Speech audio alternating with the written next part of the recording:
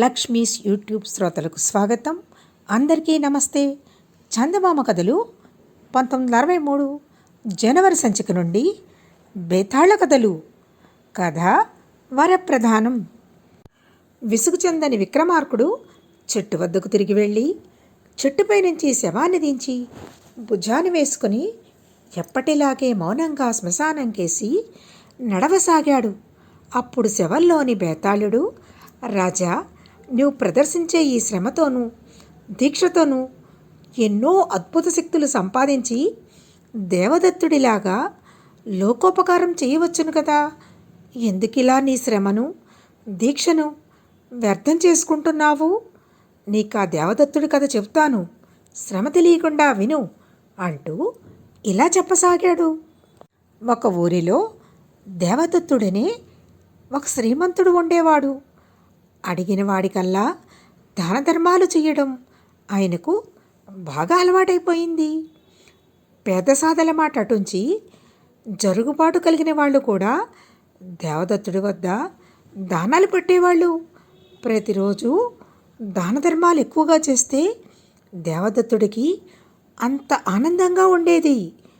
ఇలా ఎడాపెడా దానాలు చేస్తుంటే ఎంత డబ్బైనా తరిగిపోక తప్పదు కదా. కొండలు పిండి అవుతాయంటారు, అంతే కదా. మరి దేవదత్తుడి డబ్బంతా అయిపోయింది. ఇళ్ళు వాకిళ్ళు పొలాలు ఇతరి ఆస్తులు అమ్మేసి అదంతా దాన ధర్మాల కింద ఖర్చు పెట్టేసి దేవదత్తుడు కటికి దరిద్రుడైపోయాడు. ఆయన తన భార్యా బిడ్డలతో ఒక పూరి గుడిసెలో కాపరం ఉంటూ తిండికి కూడా ఇబ్బంది పడసాగాడు. ఈ స్థితిలో ఎవరైనా తన వాకిట ఆకలితో నిలబడితే తన తిండి వాడికే పెట్టేసేవాడు. దాన ధర్మాలు చేస్తూ బతకాలి, లేకపోతే చనిపోవడమే మంచిదని దేవదత్తుడికి తోచింది. అందుచేత తన భార్యతో, నేను వెళ్ళి డబ్బు సంపాదించుకు వస్తాను, నీవు కూలీనాలి చేసి అయినా సరే బిడ్డలకింత తిండి పెడుతూ ఉండు అని చెప్పి ఇంటి నుంచి బయలుదేరిపోయాడు. అయితే ధనం ఎలా సంపాదించాలో దేవదత్తుడికి తెలియదు. అందుచేత అతను తిన్నగా అడవికి వెళ్ళి ఒక చెట్టు కింద కూర్చుని తన జీవితం చాలించాలని అనుకున్నాడు. చావు ఎలా వస్తుందో అతనికి తెలియదు. తాను ఆకలితో మాడి చావవచ్చు, లేదా ఏ క్రూరముఖమో తను చంపి తినవచ్చు. ఏ రూపంలో వస్తుందో తెలియని చావు కోసం ఎదురు చూస్తూ దేవదత్తుడు చెట్టు కింద కూర్చున్నాడు. చెట్టు మీద ఉన్న యక్షుడు దేవదత్తుడిని చూసి ఆశ్చర్యపడ్డాడు. ఇతడు తపస్సు చేసుకునే వ్యక్తిలాగా లేడు. మామూలు మనిషి అడవిలో చెట్టు కింద ఎందుకు తిష్ట వేస్తాడు? ఈ సంగతి తేల్చుకుందామని యక్షుడు చెట్టు దిగి వచ్చి, ఎవరు నీవు, ఇక్కడ ఎందుకు కూర్చున్నావు అని అడిగాడు. దేవదత్తుడు యక్షుడితో తన కథంతా చెప్పి, ఎంతోమంది దారిద్ర్యాన్ని పోగొట్టడానికి నా జీవితం ధారపోసి నేను దరిద్రుణ్ణి అయ్యాను, ఇక నాకు జీవించాలని లేదు. యక్షుడు దేవదత్తుడి దానదీక్షను మెచ్చుకొని అతనికి ఒక పెట్టె ఇస్తూ, ఈ పెట్టెను తీసుకువెళ్ళు, ఇందులో నీవు చెయ్యి పెట్టినప్పుడల్లా ధనం దొరుకుతుంది. ఆ ధనంతో దాన ధర్మాలు చేస్తూ దారిద్ర్య బాధ లేకుండా నీ భార్య బిడ్డలతో సుఖంగా ఉండు అని మాయమయ్యాడు. ఏ దేవతో తనకి మహిమగల పెట్టి ఇచ్చినట్టు దేవదత్తుడు తెలుసుకుని పరమానందభరితుడై ఇంటికి వెళ్ళాడు. పెట్టెలో చేపెడితే అందులో ధనం ఉండేది. ఆ ధనంతో తన ఇంటికి కావాల్సినన్నీ కొని ఎప్పటిలాగే దాన ధర్మాలు చేస్తూ ఆస్తుపాస్తులు కొనే ఆలోచన తలపెట్టక ఆ పూరి గుడిసెలోనే సుఖంగా కాపురం చేస్తున్నాడు.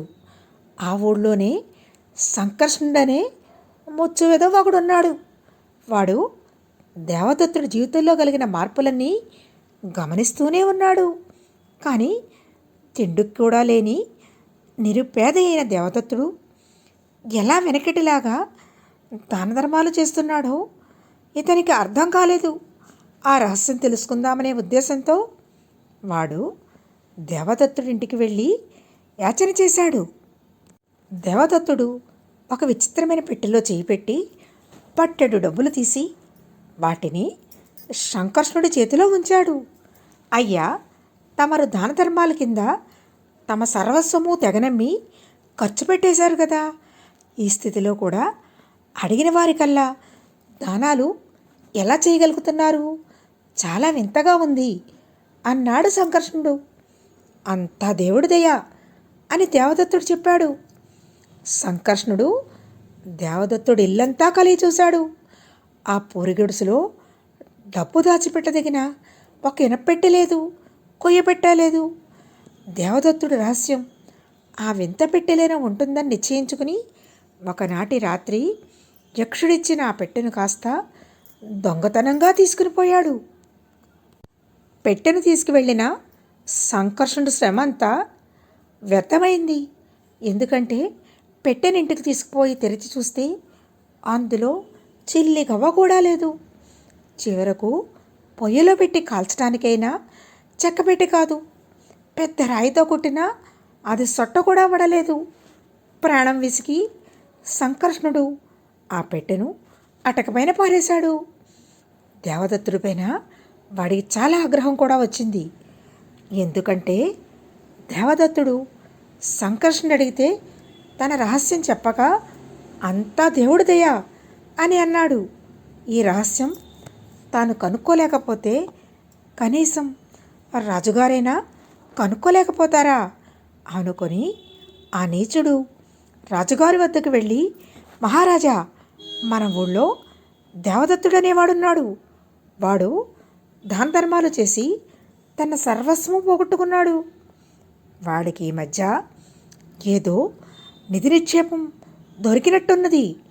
ఎందుకంటే వాడు మళ్ళీ వెనకటిలాగే అందరికీ ఎడాపెడా దాన ధర్మాలు చేస్తున్నాడు. ఆ రాజ్యంలోని నిధి నిక్షేపాలు తమ సొత్తు గనక నేను ఈ సంగతి తమకి మనవి చేశాను అన్నాడు. ఇది వినగానే ఆ రాజు మంత్రితో, మీరు భటులను వెంట పెట్టుకు వెళ్ళి ఆ దేవదత్తుడిల్లు సోదా చేసి నిధి నిక్షేపాలు ఏమన్నా ఉంటే పట్టుకురండి అన్నాడు. ఆ ప్రకారమే మంత్రి భటులతో సహా దేవదత్తుడింటికి వెళ్ళాడు. ఆ పూరి గుడిసె చూస్తూనే మంత్రికి దేవదత్తుడి దారిద్ర్యం అవగాహన అయింది. అయినప్పటికీ ఆయన దేవదత్తుణ్ణి, నీ ఇంట నిధి నిక్షేపాలు ఉన్నవని తెలిసింది, అలాంటిది ఏమైనా ఉంటే దాన్ని తక్షణం రాజుగారి పని చెయ్యి అన్నాడు. మహాప్రభో, నా దగ్గర చిల్లి గవ్వ కూడా లేదు అన్నాడు దేవదత్తుడు. అంత పేదవాడివి ధారాళంగా దాన ధర్మాలు ఎలా చేస్తున్నావు అని మంత్రి అడిగాడు. ఒక యక్షుడు నా దానకాంక్ష తెలుసుకుని నా పైన అనుగ్రహించి నాకొక పెట్టె ఇచ్చాడు. అందులో నేను చేపెట్టినప్పుడల్లా డబ్బు చిక్కుతుంది. ఆ డబ్బే దాన ధర్మాలకు వినియోగిస్తున్నాను. ఆ పెట్టెను కాస్త నిన్న రాత్రి ఎవరో ఎత్తుకుపోయారు. ఇవాళ నేను ఎవరికీ కూడా చిల్లి గవ్వ దానం చేసే స్థితిలో లేను. నాకెంతో బాధగా ఉన్నది అని దేవదత్తుడు మంత్రికి చెప్పాడు. దేవదత్తుడు నిజమే చెప్తున్నాడని మంత్రికి తోచింది. అంతేకాదు, దేవదత్తుడు పెట్టెను దొంగిలించిన వాడు సంకర్షణుడే అయి ఉంటాడని ఆయన ఊహించాడు. అందుచేత ఆయన భటులతో సంకర్షణుడి ఇంటికి వెళ్ళి ఇల్లంతా శోధించగా అటకపైన పెట్టె దొరికింది. మంత్రి నిలదీసి అడిగిన మీదట సంకర్షణుడు తాను పెట్టెను దొంగిలించిన మాట నిజమేనని ఒప్పుకున్నాడు. కానీ అందులో ఏమీ లేదని, దేవదత్తుడు తన ధనాన్ని ఇంకెక్కడో దాచాడని అన్నాడు. రహస్యంగా మంత్రి ఆ పెట్టెను తీసుకుని సంకర్షణుణ్ణి బంధించమని తన భటులతో చెప్పి వాణ్ణి తన వెంట రాజుగారి వద్దకు తీసుకుపోయాడు. మంత్రి చెప్పిందంతా విని రాజుగారు దేవదత్తుడి కోసం మనుషులు పంపాడు. దేవదత్తుడు వచ్చాడు. తన పెట్టెను గుర్తించాడు. ఇది అపూర్వమైన పెట్టె అని విని మేమే దీన్ని తెప్పించాము. ఇందులో విశేషం ఏమీ లేదే. దీన్ని నీవు ఏ విధంగా ఉపయోగపరుస్తున్నావు అని రాజుగారు దేవదత్తుణ్ణి అడిగాడు. దేవదత్తుడు ఆ పెట్టెను తీసుకుని అందులో చేయి పెట్టి గుప్పుడేసి డబ్బులు తీసి అక్కడ ఉన్న భట్లందరికీ పంచిపెట్టాడు. మేము చేయి పెడితే ఏమీ దొరకలేదే, మంత్రం ఏమైనా ఉన్నదా అని రాజు అడిగాడు. మంత్రం ఏమీ లేదు మహారాజా, నేను తప్ప మరెవరు చేయి పెట్టినా ఇందులో ఏమీ దొరకదు అన్నాడు దేవదత్తుడు. రాజు మంత్రి ఏదో రహస్యంగా మాట్లాడుకున్నారు. తరువాత రాజుగారు దేవదత్తుడితో, ఈ పెట్టె నిధిక్షేపం కన్నా ఎక్కువైనది, అందుచేత అది నీ అధీనంలో ఉండడానికి వీల్లేదు, ఇది దివాణంలోనే ఉండాలి, నువ్వు తీస్తే తప్ప ఇందులో నుంచి డబ్బు రాదు గనక నువ్వు రోజు ఇక్కడికి వచ్చి దివాణం ఖజానా నింపుతా ఉండు, నీకు మంచి జీతం ఏర్పాటు చేస్తాము అన్నాడు. దేవదత్తుడు సరేననక చేసేదేమీ లేదు.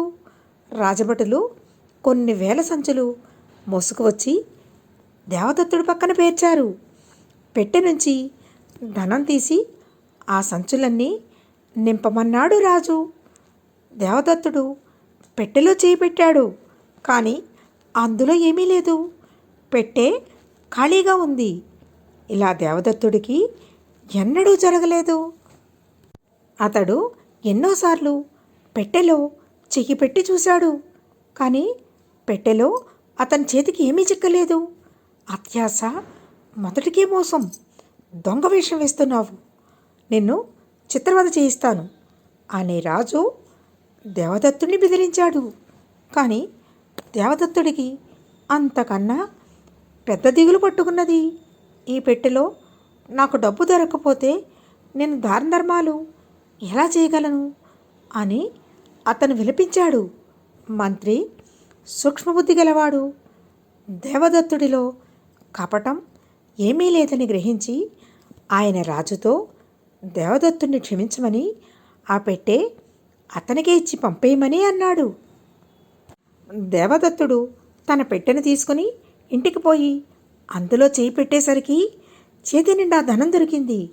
పెట్టె మహిమ తిరిగి వచ్చినందుకు సంతోషపడి అతను తన జీవితమంతా దాన ధర్మాలతో సుఖంగా గడిపాడు.